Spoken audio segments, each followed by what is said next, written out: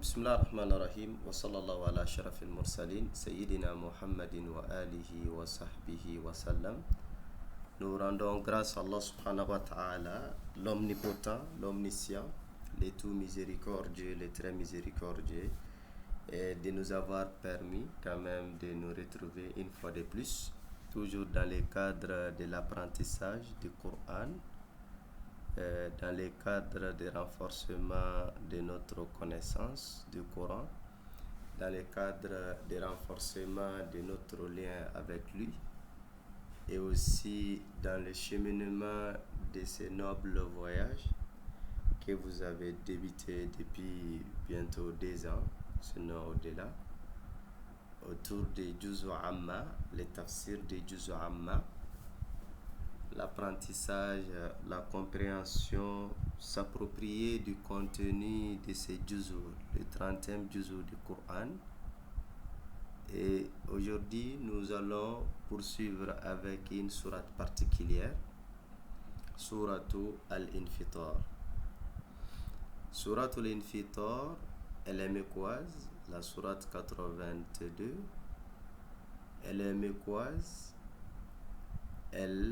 la rupture ou la déchirure sont synonymes.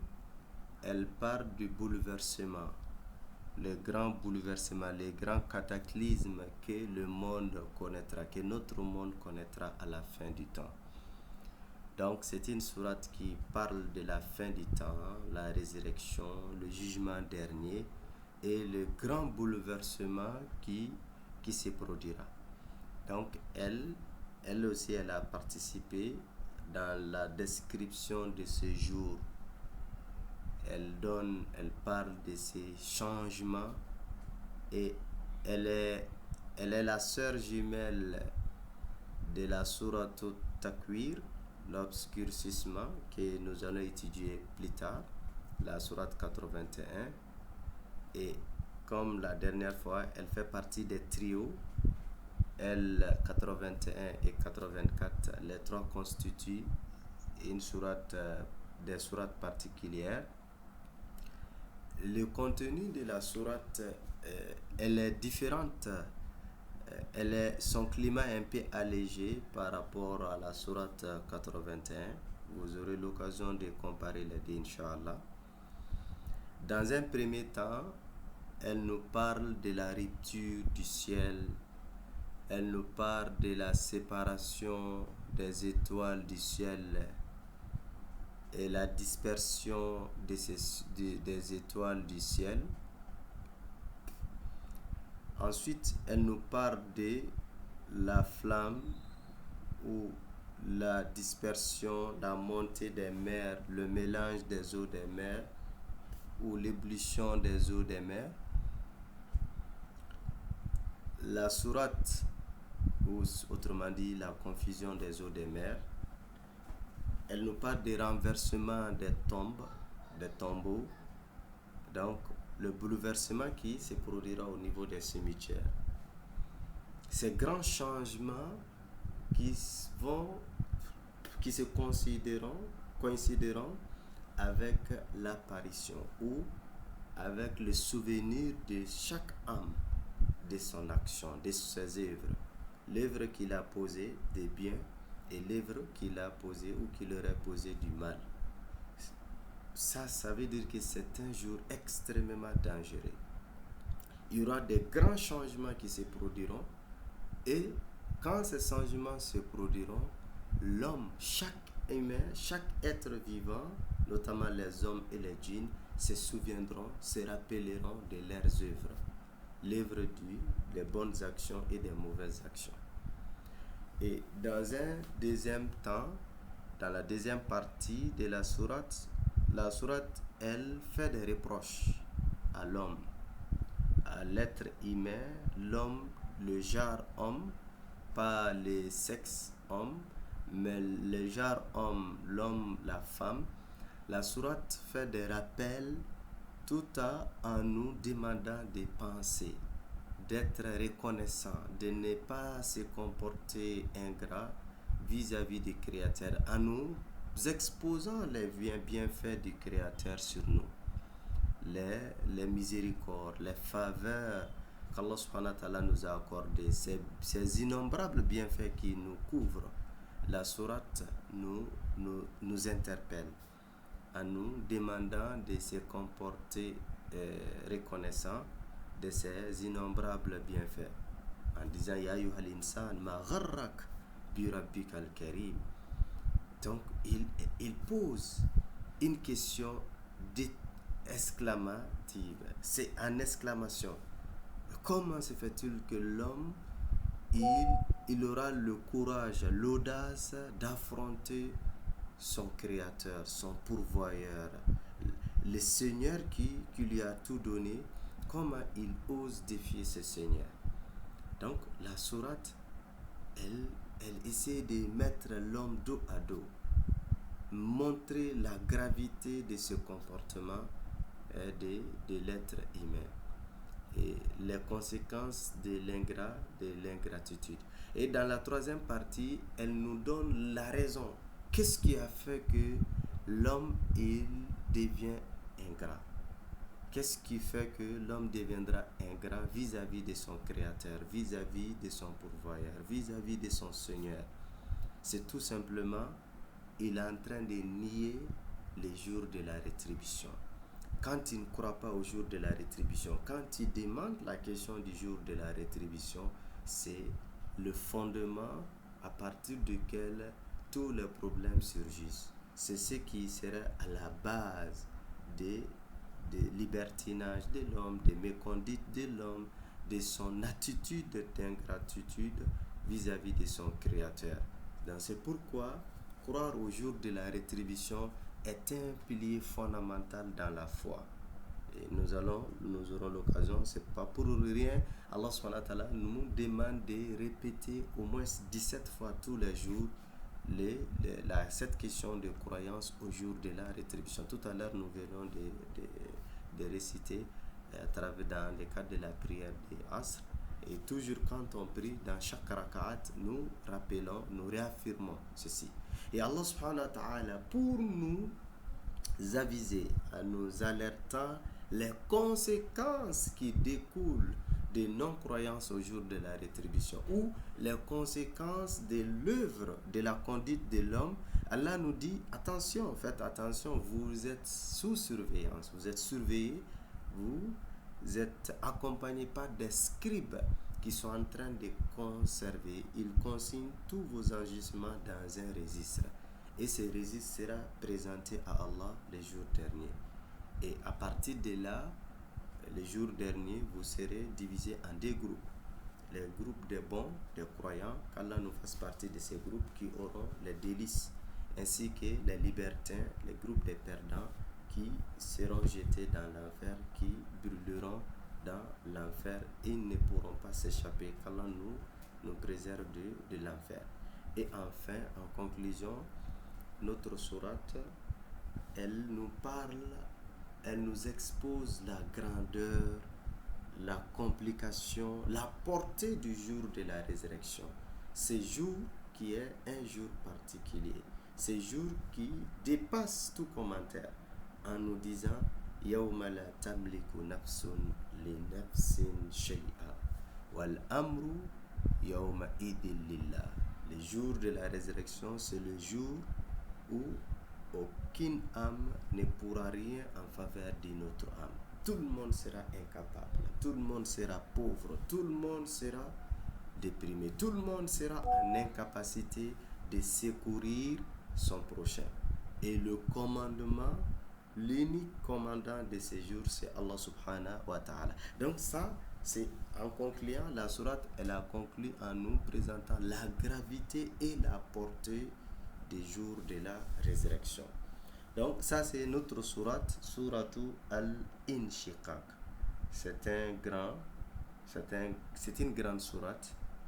Et le prophète sallallahu alayhi wa sallam, si vous vous rappelez, le prophète sallallahu alayhi wa sallam a dit, celui qui souhaiterait regarder les événements du jour dernier, celui qui souhaiterait visualiser les jours de la rétribution, qui lise la sourate At-Takwir, Suratul Infitar et Suratul Al-Inshiqaq. Les messagers de Dieu sallallahu alayhi wa sallam a dit, celui qui souhaiterait regarder, visualiser les jours de la rétribution, les événements des jours derniers, qui lisent la sourate. Le prophète sallallahu alayhi wa sallam a dit, celui qui souhaiterait regarder, observer, visualiser les jours de la rétribution, qui lisent la sourate 81, 82 et 84. Le messager de Dieu sallallahu alayhi wa sallam a dit, celui qui souhaiterait visualiser, observer, regarder, si vous voulez, regarder le film, entre parenthèses, celui qui souhaiterait regarder, visualiser les événements des jours derniers, ou celui qui veut comprendre les jours de la résurrection, qui lise la sourate Takwir, l'obscurcissement, la sourate 81, la sourate 82, rupture, la sourate 84, la déchirure. Donc ces trois sourates sont les trios, comme nous avons dit. C'est des trios maintenant qui évoquent les événements des jours derniers, ce qui se produira avant et au moment du jour de la résurrection. Donc c'est pourquoi elle représente. Donc la sourate Infitar. Il y a un autre hadith à propos de cette sourate. Ce hadith aussi, un jour, comme vous le savez, il y a le compagnon Muaz bin Jabal. Muaz, c'est un des compagnons du prophète qui priait derrière le messager de Dieu. Ensuite, il se rendait dans sa commune et il dirigeait aussi la prière là-bas. Et un jour, il a prié Isha avec la sourate Baqara. Il a rallongé la prière. Donc, il y avait quelqu'un qui était pressé, un bédouin. Ce dernier était obligé d'arrêter sa prière avec Muaz et de continuer individuellement sa prière. Après, ce dernier est allé se plaindre auprès du messager de Dieu, sallallahu alayhi wa sallam. Et le prophète a dit au Muaz, Muaz, il ne faut pas gêner les gens quand même.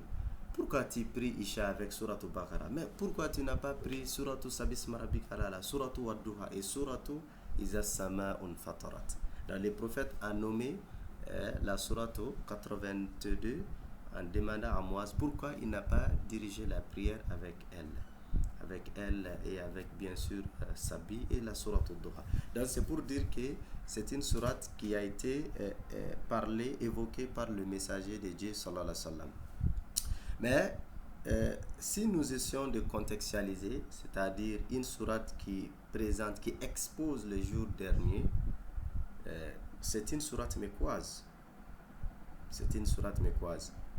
Elle est la sœur jumelle de la sourate 81, l'obscurcissement, dans le sens que les deux sont débutés par la même particule. Ida, vous savez que dans le Coran, il y a quelques sourates qui sont débutées par Ida. Ida, en arabe, c'est shartiya. C'est comme c'est conditionnel. Quand, lorsque. Donc, Allah subhanahu wa ta'ala a débuté ces sourates par l'expression Ida, quand, lorsque. Donc, Ida sama'un fatarat. Quand le ciel se rompra. Donc, elle a été débutée par l'expression Ida, tout comme la sourate 81. Mais elles ne sont pas les seules. Il y a d'autres sourates qui ont été, vous avez étudié quelques-unes, même d'ailleurs, la sourate Inshiqaq, la sourate Zalzala, sourate Nasr, toutes ces sourates sont débutées par Ida. Donc, elle parle des signes, mais sauf que elle n'est pas très violente. Quand on dit violente, elle n'est pas très lourde. Il n'y a pas beaucoup de dureté et de fermeté au sein d'elle. Elle a exposé au début 4 grands signes du jour de la résurrection. Les grands signes, elle a exposé 4 éléments qui caractérisent les jours du jugement dernier. Et ensuite, elle a donné une répartition de l'humanité les jours derniers entre 2 grands groupes. les groupes des perdants et les groupes des gagnants, les groupes des heureux et les groupes des malheureux, le groupe des pieux et le groupe des libertins. Donc les pieux auront le paradis, jouiront des délices, pendant que les groupes des libertins et les groupes des perdants seront conduits vers la fournaise, vers l'enfer et le feu. Qu'Allah subhanahu wa ta'ala nous en préserve. Donc, nous allons aborder la première partie de la sourate. La première partie, c'est du verset 1 jusqu'au verset 5. Cette partie nous donne les signes du jour dernier. Les signes qui marquent la fin du jour dernier. Les événements du jour dernier. Les éléments. Donc, du verset 1 au verset 5, c'est les versets qui parlent de Asharat al-Sa'a, donc les grands signes de la fin du temps. Et là, Allah subhanahu wa ta'ala, il a débuté la sourate en nous exposant 4 signes. Il y a des signes qui se produiront dans le monde céleste.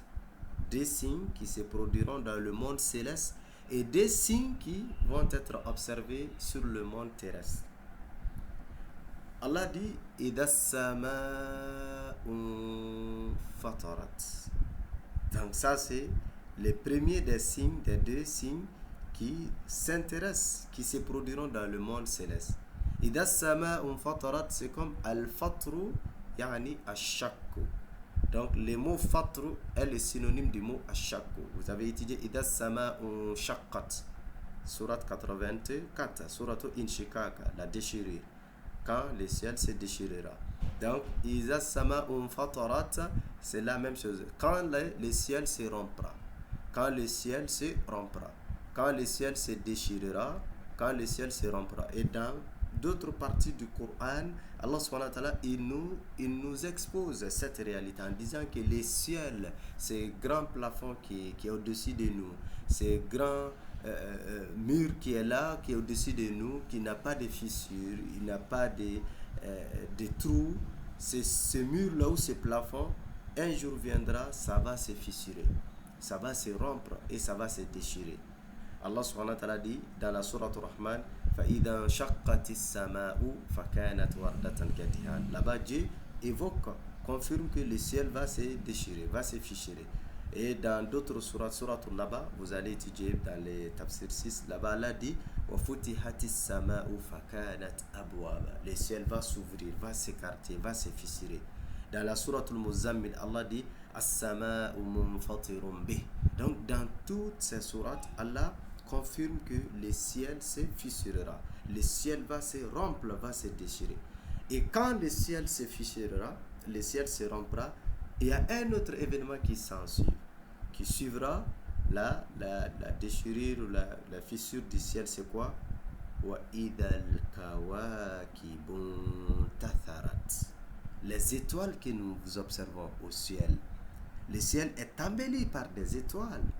Ces étoiles qui brillent, qui embellissent le ciel, ces étoiles aussi, intatharat, se disperseront. Étant donné que ces étoiles étaient en train d'embellir le ciel, et quand le ciel se fissura, se rompra, ces étoiles aussi tomberont. Ces étoiles aussi se disperseront. Donc dans le monde céleste, ces 2 grands événements marquent la fin du temps. Et ça, c'est étrange. Ça va être étrange pour l'humanité. Nous ne sommes pas du tout habitués aux fissures du ciel. Nous ne sommes pas du tout habitués à la dispersion des étoiles. Et ces 2 grands événements qui vont se produire. Ça veut dire que ces jours-là n'est pas comme les autres jours. C'est des grands jours. Ensuite, Allah subhanahu wa ta'ala, il continue dans l'exposé. Il va nous présenter 2 autres grands événements qui se produiront sur la terre, sur le monde terrestre. Les 2 premiers, déchirure du ciel, la dispersion des étoiles, ça se produira dans le ciel, dans le monde céleste. Et dans le monde terrestre, qu'est-ce qui va se passer? وَإِذَا الْكَوَاكِبُ انْتَثَرَتْ.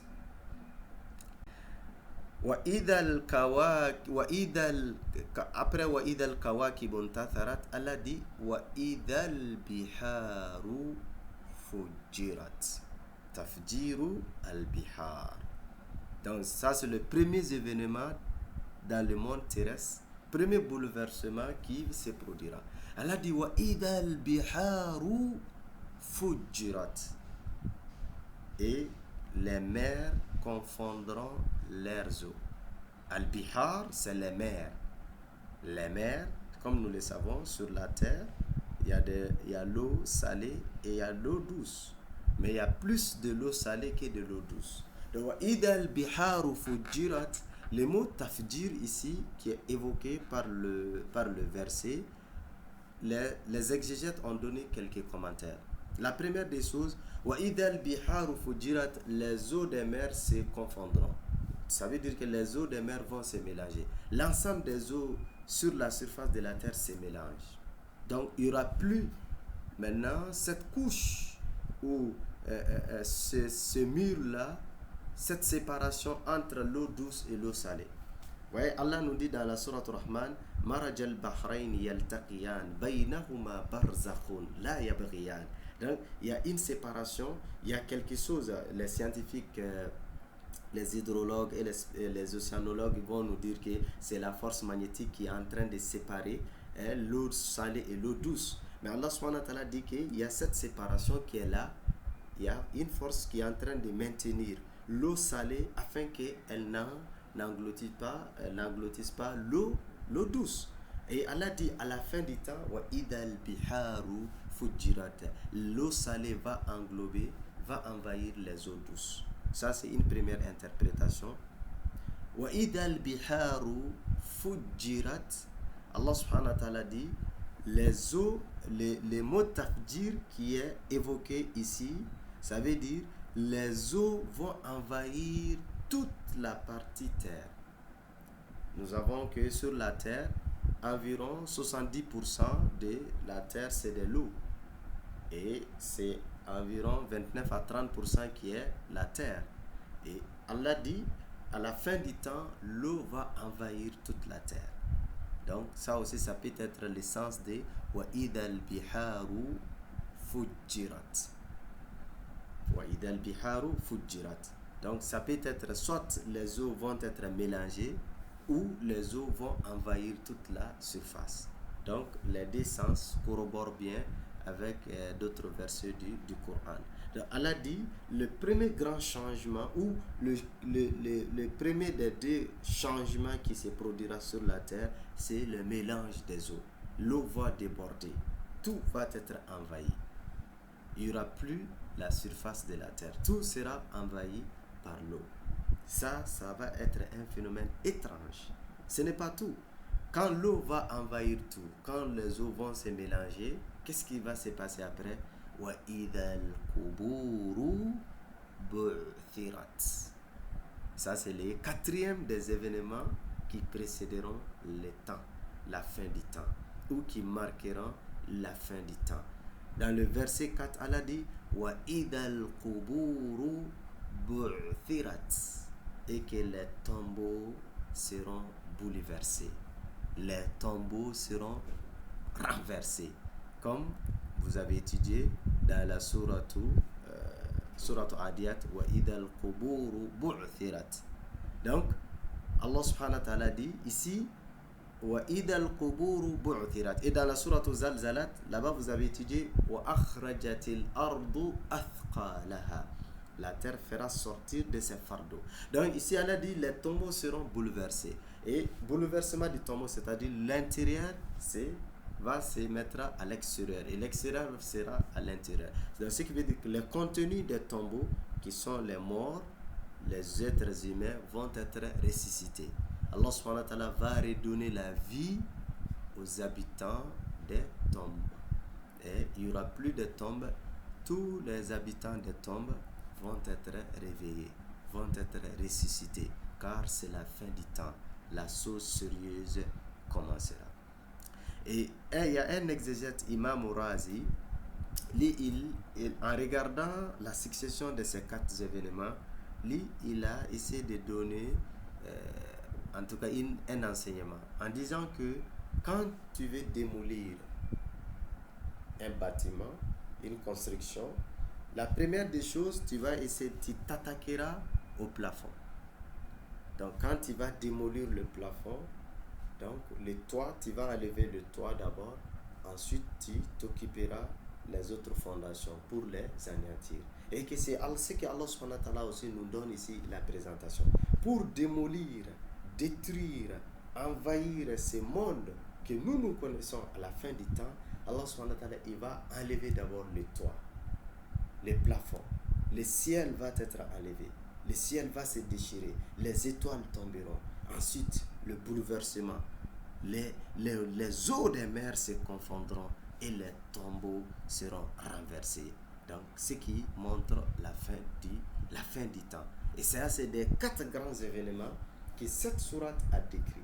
Mais vous allez voir, quand vous comparerez la sourate à la 81, là-bas, Allah subhanahu wa ta'ala, il va exposer jusqu'à 12 signes. 12 signes qui se produiront. 6 signes qui vont se produire avant la fin du temps et 6 autres signes qui se produiront après la fin du temps. Donc, c'est pourquoi le climat de la sourate 82 est un peu allégé par rapport au climat de la sourate 81. Maintenant, la question que l'on se pose, ou si vous voulez, la réponse de conditionnel, quand, comme Allah sonate au début de la sourate, dans le premier verset, quand le ciel se rompra, et que les étoiles se disperseront, et que les mers se confondront les eaux, et que les tombeaux seront bouleversés, qu'est-ce qui va se passer? La réponse, c'est ce qui est donné dans le verset 5. Allah subhanahu wa ta'ala dit quoi? Alimat nafsum ma qaddamat wa akharat. Ça, c'est la réponse de conditionnel. Tout comme la sourate 81 aussi, après l'exposé des 12 signes, Allah subhanahu wa ta'ala donne une réponse. Donc ici, il a respecté cette même logique. Il dit alimat nafsum ma. En ce moment précis, quand ces événements se produiront, Allah nous dit toute âme saura alors ce qu'elle a accompli. C'est-à-dire ce qu'elle a accompli de bonnes actions et ce qu'elle a accompli de mauvaises actions. Toute âme se souviendra. Toute âme saura. Personne ne n'oubliera. Et chacun se rappellera de ses agissements. Allahu Akbar. Chacun va se rappeler l'intégralité de l'action qu'il a eu à poser. L'action qu'il a eu à poser depuis qu'il a atteint la puberté jusqu'à sa mort, chacun se rappellera de ses actions. Allah, ici, il a utilisé l'expression alimat nafsu ma qaddamat wa akharat. Il a utilisé l'expression qaddamat. Ça veut dire quoi? Toute âme saura ce qu'elle a accompli en avance. Qaddamat, c'est-à-dire les bonnes actions qu'il a posées avant sa mort. Wa akharat, les mauvaises actions qu'il a retardées. Ou les mauvaises traces qu'il a laissées derrière elle. Chaque âme, toute âme saura ceci. Donc Allah dit, quand ces grands bouleversements se produiront dans l'existence, et en ce moment, chacun saura ce qu'il a fait de bonnes actions, l'obéissance, les dévotions, les générosités, les surrogatoires, les bonnes actions posées, chacun se rappellera de ses bonnes actions. Et chacun se souviendra de ses péchés, de ses méconduites, de ses négligences et de tout ce qu'il a fait comme mauvaises actions, mauvaises œuvres, chacun se rappellera de ceci. Donc, ma qaddamat, c'est-à-dire les bonnes actions, qaddamat, ça représente l'action de bonheur, et akharat, ça représente ce qui va retarder l'homme. Et ce qui retardera l'homme, c'est les péchés. Soit ce qu'il a fait posé comme des péchés avant sa mort, ou les mauvaises traces qu'il a laissées derrière elle avant de mourir. Donc Allah dit, quand ces événements se produiront, voilà ce qui va aussi ce qui se passera. Chacun se souviendra de son agissement. Tamam. Alors, ça c'est la première partie de la sourate. Ensuite, la deuxième viendra, la deuxième partie. Cette deuxième partie, Allah subhanahu wa ta'ala s'adressera à chacun de nous, à l'homme. L'homme en tant qu'individu, pas en tant que sexe masculin, mais l'homme en tant qu'être humain, qu'il soit de sexe masculin ou féminin. Allah subhanahu wa ta'ala, il s'adressera à chacun de nous tout en nous mettant en garde avec une dose de blâme.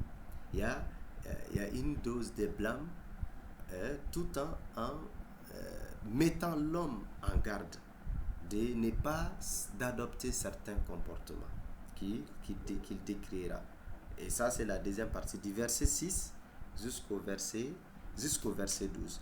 Allah nous dit Ya ayyuhal insanu ma gharraka bi rabbikal karim alladhi khalaqaka fasawwaka fa'adalak fi ayyi suratin ma sha'a rakkabak kalla bal tukadhibuna bid-din wa inna alaykum lahafidhin kiraman katibin ya'lamuna ma taf'alun.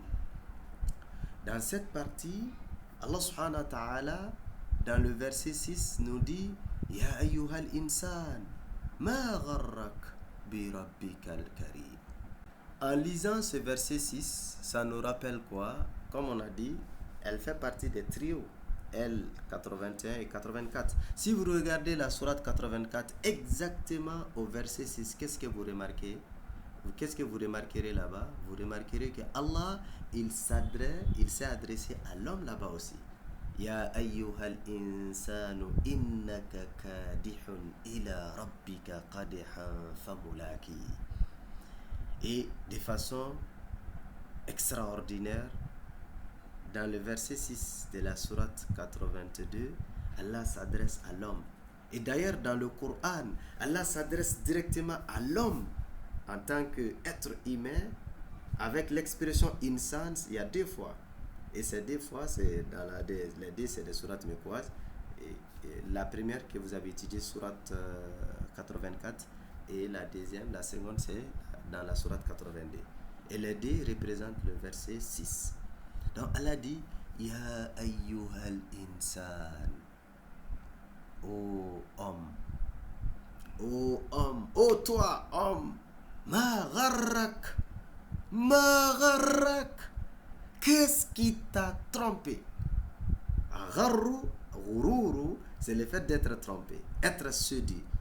Ma gharrak, qu'est-ce qui t'a trompé? Birabbik, au sujet de ton Seigneur Al-Karim, le noble. Ô homme, qu'est-ce qui t'a trompé? Comment as-tu eu l'audace d'affronter ton Créateur? Ô homme, qu'est-ce qui te pousse à être négligent vis-à-vis de ton Créateur, vis-à-vis de ton Seigneur, vis-à-vis de ton éleveur, vis-à-vis de ton pourvoyeur? Qu'est-ce qui te donne le courage, la force, l'audace de faire face à ton Créateur? Ô homme, pourquoi tu es désobéissant de ton Créateur? Qu'est-ce qui te donne l'assurance, la garantie de désobéir ton Créateur? Voyez, ça c'est la dose de blâme qui est là.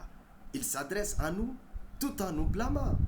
L'homme en tant que négligent, l'homme en tant que désobéissant, l'homme en tant qu'insouciant, l'homme en tant que l'être qui ne respecte pas les commandements de son Créateur. Allah dit Ma gharrak, qu'est-ce qui t'a trompé? Qu'est-ce qui t'a donné le courage? Qu'est-ce qui t'a poussé à réfléchir, à ne pas reconnaître ton Créateur, à ne pas estimer Allah à sa juste valeur? Ma gharrak bi rabbika al-karim. Et ici, il a utilisé l'attribut al-karim, le noble. Ça, c'est le summum de la noblesse. Le noble. Ici, Allah utilise lequel attribut? Le noble. Il y a beaucoup d'attributs. D'abord, entre parenthèses, l'attribut Karim, Allah, il a utilisé ça. Ça, c'est son attribut Al-Karim. Mais cet attribut, souvent, peut être utilisé sous forme de prénom. C'est permis, les humains peuvent utiliser le prénom Karim sans le faire précéder par le préfixe Abdou, l'esclave. Parce que vous savez, en islam, les prénoms sont réglementés. Les meilleurs des prénoms, c'est les prénoms qui sont composés, c'est les prénoms qui sont formés par la combinaison de deux éléments. C'est-à-dire le préfixe Abdou et le nom ou l'attribut d'Allah. C'est par exemple Abdullahi. De Abdou, l'esclave ou le serviteur d'Allah. Abdul Rahman, Abdul Aziz, Abdul Malik, Abdul Latif, Abdul Wahhab, ainsi de suite. Mais il y a des prénoms où on peut l'utiliser sans faire recours à des préfixes Abdou. Par exemple, le prénom Karim, Karim le noble. Allah subhanahu wa ta'ala, il a même utilisé ça dans le Coran avec le prophète Moussa, Rasulun Karim, donc le noble messager. Donc, quand on utilise Karim, on peut dire Abdul Karim, comme on peut dire Karim, on n'est pas obligé. Tout comme Al-Aziz. Aziz aussi, dans le Coran, Allah a utilisé pour les humains. On peut dire l'Aziz, comme on peut dire Abdul Aziz. On n'est pas obligé d'utiliser le préfixe Abdou. Donc ici, Allah utilise le préfixe, utilise l'attribut Karim, le noble. Ah oui, le noble. Allah dit, qu'est-ce qui t'a trompé? Et ce qui nous a trompé, c'est connu. Le Coran nous dit, Inna shaytana lakum aduun fattakhiduhu aduwa. Innama yad'u hizbahu liyakunu min ashabis sa'ir. Allah dit, le shaitan est votre ennemi. Prenez-le comme ennemi. Il invite son parti afin de les conduire vers la fournaise. Le shaitan est notre ennemi déclaré. C'est notre ennemi juré. Allah dit à l'homme, qu'est-ce qui t'a trompé au sujet de ton Seigneur Al-Karim, le noble? Et il nous rappelle sa noblesse, il nous rappelle sa faveur et les bienfaits qu'il a accordés à l'homme. Alladhi khalaqak fasawwaka fa'adalak. Allah dit, Alladhi khalaq. Si tu veux pas connaître, tu veux pas reconnaître, Dieu te rappelle. Ton Seigneur le noble, il est qui? Alladhi khalaqak. Khalaqak. C'est qui t'a créé. Qui nous a créé? Allah. Il est le seul créateur. C'est lui qui nous a créés. À partir de rien. À partir d'une giclée d'eau, comme nous l'avons vu. Falyanzuril insanu mimma khuliq. Khuliqa min nutfa. Donc, à partir d'une giclée d'eau. Donc, Allah qui t'a créé. Fasawwaka. Il ne s'est pas limité à ta création seulement. Fasawwak. Puis, il t'a modélé. Fa'adalak. Il t'a modélé et ensuite, il t'a constitué harmonieusement. Il a placé chaque organe dans l'endroit approprié. Il a donné la belle forme à l'homme.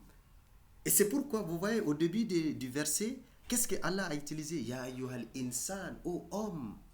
Parce que la noblesse de l'homme réside dans son humanité. Un homme, il sera noble quand il se comportera humain. Quand tu es l'être humain, tu seras noble. Et quand tu n'es pas être humain, tu seras comme un animal. Ce qui caractérise l'homme de l'animal, l'homme, il est noble. C'est sa raison. Il a été créé, il a été choisi, il a été responsabilisé. Alors que les animaux n'ont pas cette responsabilité. Les animaux ne sont pas concernés par la prophétie, croire, ne pas croire, faire de bonnes actions, ne pas faire de bonnes actions. Non. Mais l'être humain, car Dieu lui a doté de la raison. Comme Allah dit dans le Coran, وَلَقَدْ كَرَّمْنَا بَنِي آدَمَ. Nous avons certes honoré les fils d'Adam. Nous avons été honorés. Et c'est pourquoi ici, Allah s'adresse à chacun de nous. Il s'adresse à l'être humain dans sa forme de noblesse. Et il utilise l'attribut noble pour lui, pour nous rappeler de ses faveurs sur nous. La création est une faveur d'Allah. Il pouvait nous mettre dans une autre forme s'il avait voulu. Mais il a fait de nous des êtres humains. Il nous a créés. Il nous a modélés.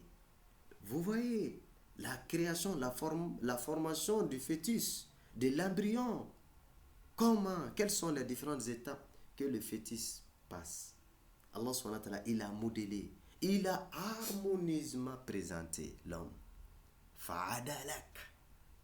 Il dit, fi ayyi suratin ma sha'a rakabak. Fi ayyi surah ma sha'a rakabak. Il t'a façonné dans la forme qu'il a voulu. La forme, la belle forme. Comme il nous rappelle, vous avez étudié dans la sourate le figuier. لَقَدْ خَلَقْنَا الْإِنسَانَ فِي أَحْسَنِ تَقْوِيمٍ. Allah dit, nous avons certes créé l'homme dans la forme la plus parfaite, la plus beau, la plus correcte.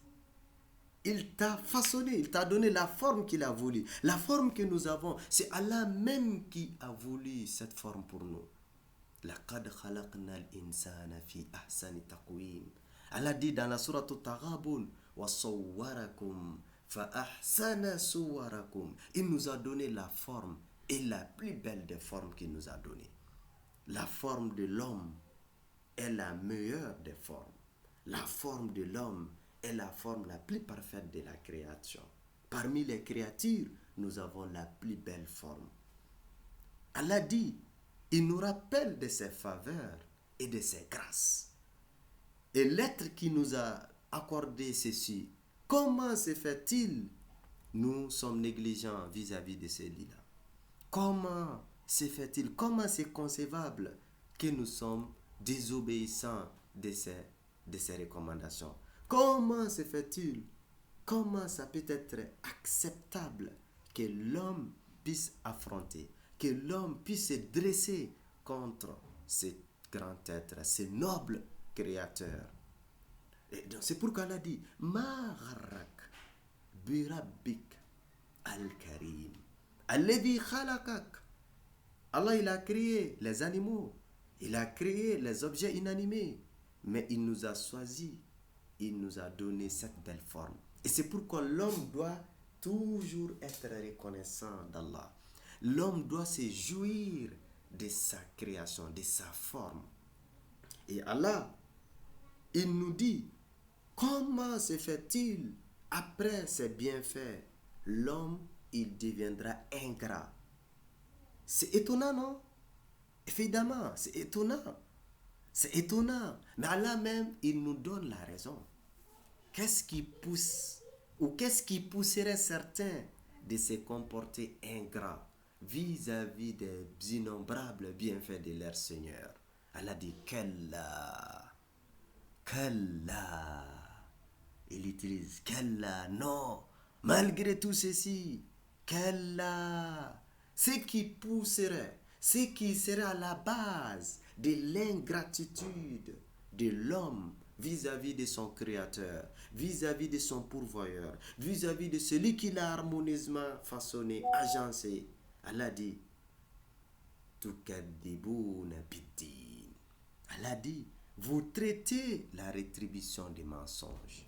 Le fait de traiter la question de la rétribution des mensonges serait la base, la racine de tout mal. Quand l'homme ne croit pas à la résurrection, quand l'homme ne croit pas à la rétribution, quand l'homme n'est pas convaincu qu'il sera comparé devant son Seigneur, devant le Créateur, que Dieu l'interpellera, si l'homme ne pense pas qu'il rendra compte de son agissement, cet individu se comportera de libertin. Cet individu se comportera de criminel. Cet individu n'accordera aucun crédit aux limites à la limite établie par Allah subhanahu wa ta'ala. Et cet individu ne considérera jamais son semblable. Vous voyez, comment se fait-il un homme peut se permettre de tuer des innocents? Comment un homme peut se permettre de détourner les deniers du public? Comment un homme se permet de calomnier, de diffamer? Parce qu'il ne croit pas au jour de la rétribution. Parce qu'il traite la question de la rétribution des mensonges. Allah dit qu'Allah bal tukadidoun piti. Mais ce qui est malheureux, ce qui est grave et ce qui est très compliqué dans l'histoire, c'est quoi? Allah, il nous prévient. Il nous dit, il nous donne la cause, la raison de l'ingratitude de l'homme, tout en nous prévenant. Il nous prévient de quoi? Il nous prévient en disant que vous êtes sous surveillance. Vous êtes sous surveillance. Comme il dit, le bâtiment est sous caméra surveillance. Il y a une caméra, il y a caméra surveillance. Quand vous rentrez dans un service, on vous dit que, attention, la caméra surveillance, et chacun va se comporter convenablement. Et chacun verra à son agissement. Et c'est ce que Allah nous prévient en nous disant wa inna alaykum la hafidhin kiraman katibin ya'lamuna ma taf'alun. Allah nous dit, vous êtes surveillés par des anges. J'ai responsabilisé, j'ai mandaté des anges qui sont uniquement chargés de vous surveiller. Qu'est-ce qu'ils font? C'est des grands scribes, c'est des nobles scribes qui conservent l'agissement de l'homme, qui consignent les propos de l'homme, qui consigne tout ce que l'être humain posera durant son existence dans un registre. Et ce registre qui sera présenté à Allah les jours derniers. Et Allah subhanahu wa ta'ala, il nous signale ces faits afin que chacun puisse être vigilant, chacun puisse être prudent, que personne ne soit surpris les jours de la résurrection, que personne ne puisse dire si seulement je savais, oh Dieu, si tu m'avais averti. Allah subhanahu wa ta'ala, il nous a tous avertis afin que chacun puisse prendre les dispositions nécessaires pour se comporter convenablement.